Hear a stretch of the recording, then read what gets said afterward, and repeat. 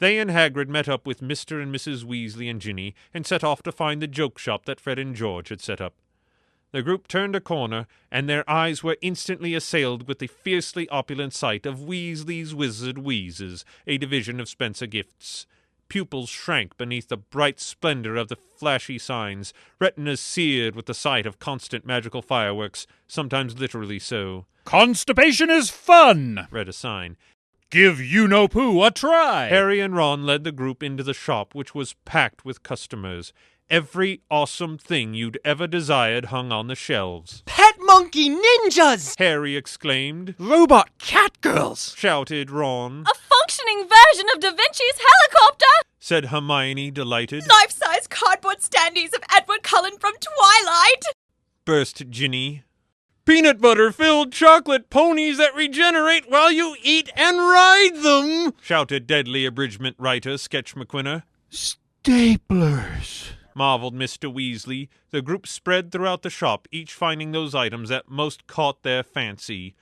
Hermione and Ginny, despite their too-cool-for-pink personas, gravitated to the sparkly, girly section like moths to a Hannah Montana-colored flame. "Hang about!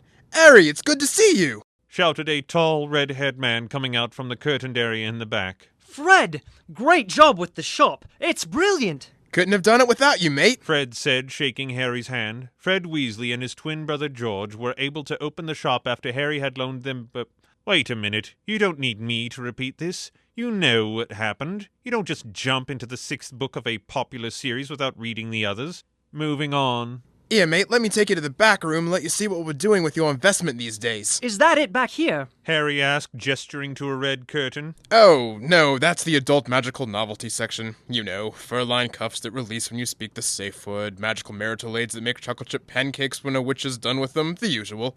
Over here..." Fred led Harry through a professional-looking grey curtain. There were racks and racks of coats and cloaks and other seemingly mundane dry goods.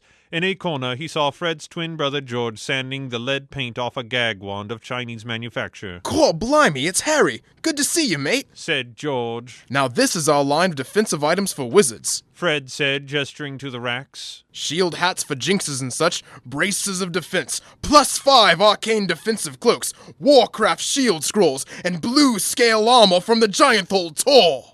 "What?" Harry asked, unfamiliar with the terminology. His only experience at role-playing was being a level 6 chaotic neutral slacker in a campaign Neville hosted in the Gryffindor common room of Malls and Muggles. "And we just got in a shipment of bottles of mana," Fred exclaimed. Or was it George? No, Fred. It was Fred. "What's that?" "Caffeine and B vitamins mostly." "Oh, good." After slipping Harry an ever-burning torch and some journey bread, Fred and George joined him out on the floor.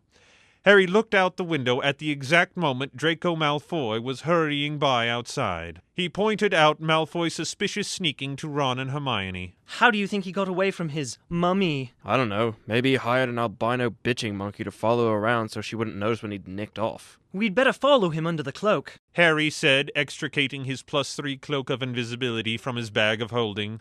"All right, sorry. I'm done with D&D references for this chapter." Harry's right. I haven't endangered myself in a good while.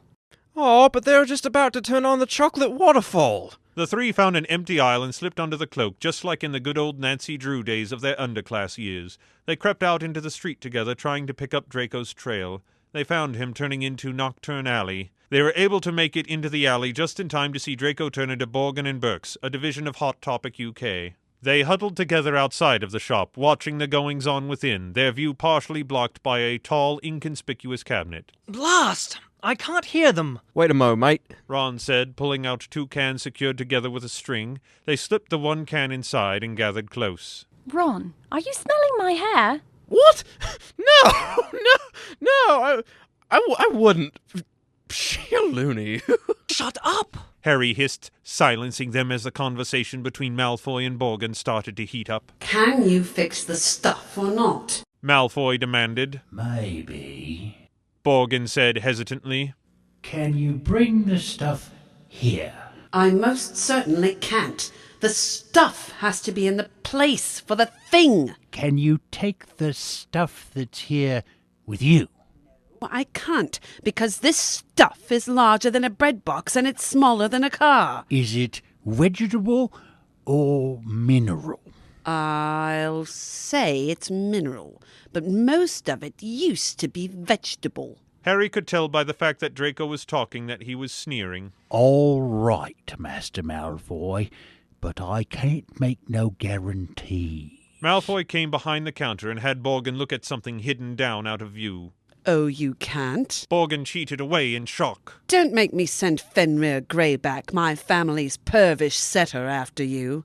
Yes, Master Malfoy. Oh, whatever you say, Master Malfoy. Muttered the death dealer. Please. The death-selling kind of dealer, not the sexy leather-clad underworld sort of death dealer. Just take care of that stuff. Malfoy said, gesturing somewhere. He stormed out and away, presumably to reunite with his equally melanin-deficient mother. What do you suppose he meant by that stuff? Harry asked. I don't know. That cabinet was in the way. I could barely see anything because of that cabinet. If only that cabinet weren't there. I'm sure we'd have a better idea. Damn you, that cabinet! So overcome were Harry and Ron with the very inconsequential cabinet that they barely noticed Hermione slip out from under the cloak. She checked her appearance in a scrying mirror and popped into Borgin and Burke's. Why, hello, my good man. I am a dark witch in need of some evil pencil boxes for my dark calculus class. I was wondering if you might be of assistance. Come again, miss. I mean, I'm a giggly teenage girl who thinks that Draco is dreamy and misunderstood and not a total prat in dire need of a kick to the giblies. I like him very much and write slash fiction about him often. I was wondering if he had anything reserved in your respectable shop of occult curios that I might buy him for his birthday. Out! And be quick about it. I've enchanted the door to hit the likes of you on the arse on the way out. Hermione rushed out. Ow! Told you! If only the Wizarding World had a series like Burn Notice, Hermione might have been better prepared for her deception. They hurried back to Weasley's Wizard Wheezes and rejoined the others. Where have you been? We've been scouring the shop looking for you. Mrs. Weasley asked indignantly. We were... In the adult magical novelty section, Mrs. Weasley. Just curious, you know. No, you weren't. I would have seen you come out of there. Mom, were you... I think it's time we left. Fetch up your sister and let's be off. And, of course, that's when Mr. Weasley came through the curtains of the adult section. I say, Molly Wobbles, they had pirates too back there. And so ends Chapter 6.